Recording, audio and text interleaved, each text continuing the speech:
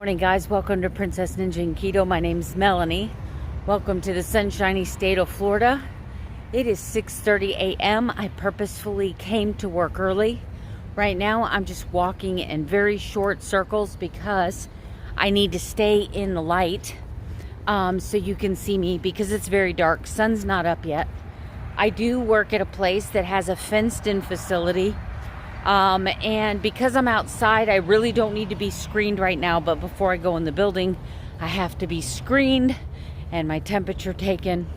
But they allow me to come here early, which means it's very safe because you have to be an employee or have a badge assigned by my employer to be able to get onto the premises. So it's a nice, safe place for me to walk. Anyway, I have to go back to Monday's video to see what day it is for me today. I know this is my third workout. I met my goal on Monday. I just can't remember if on Tuesday if I did fiercer. I think I did faster. So that would mean I need to do fiercer today.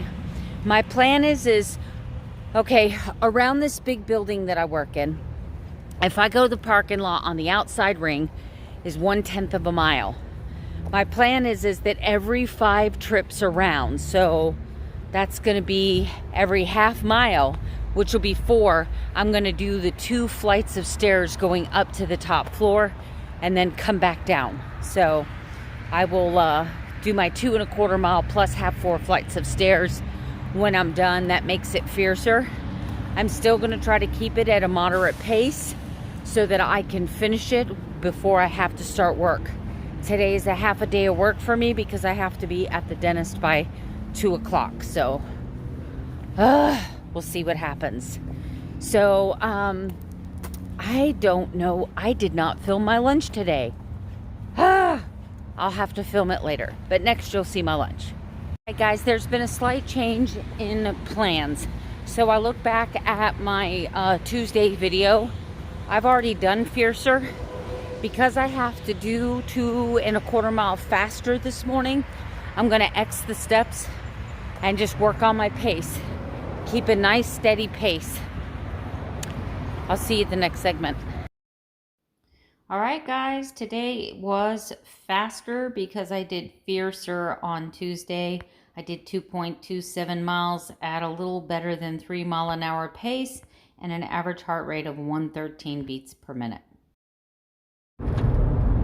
Alright guys, for lunch today I have 2 of the lunch meat roll-ups, 2 pickle spears, 2 tablespoons of honey mustard dressing, 2 slices of bacon, and 3 hard-boiled eggs.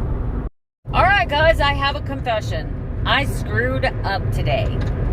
So I went into a Wawa to get something to drink, and I went into this specific Wawa because they carry all the flavors of Perrier water. And that's what I was going for.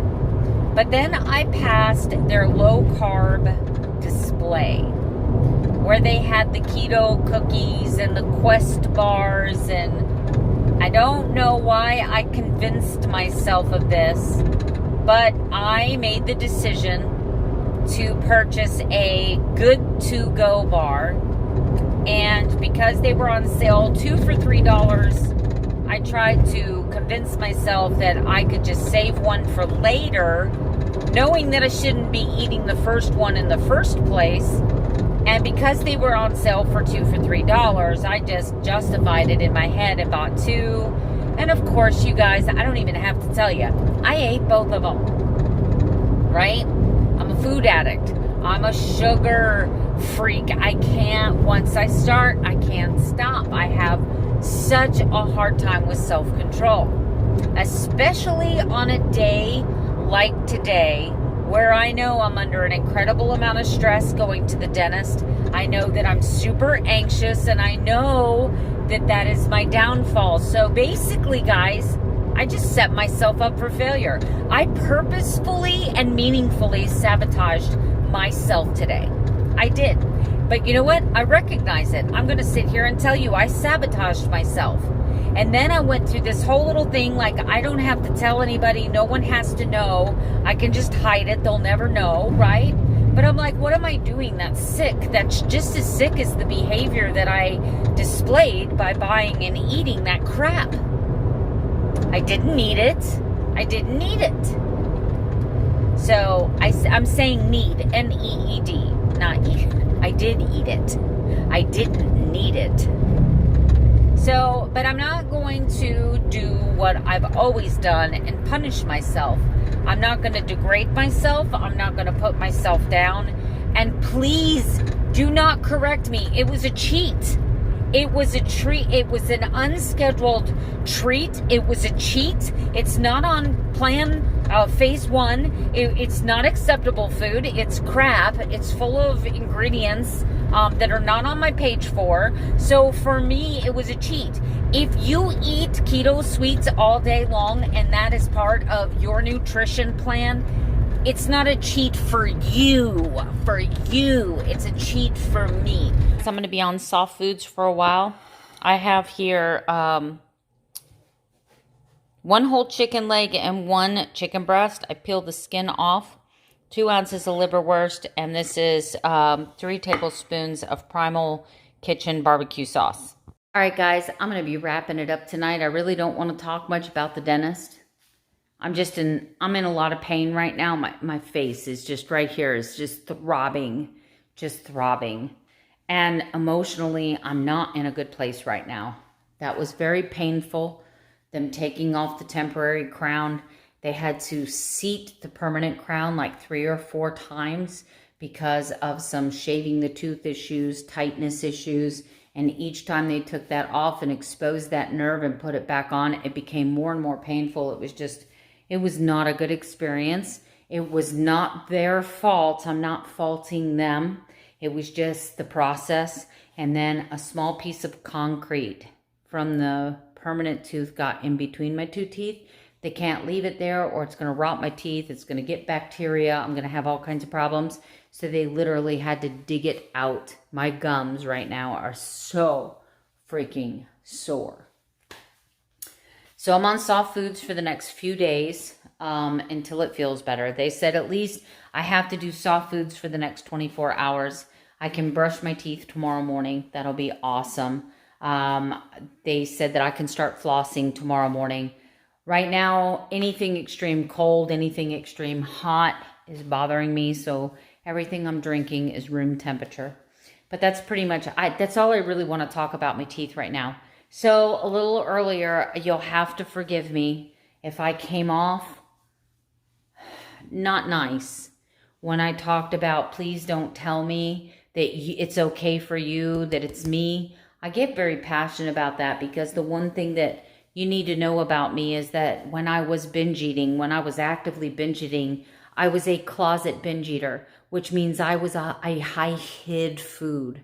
I hid food because I knew what I was doing and I was ashamed of what I was doing, but I hid the food so that the world wouldn't know what I was doing.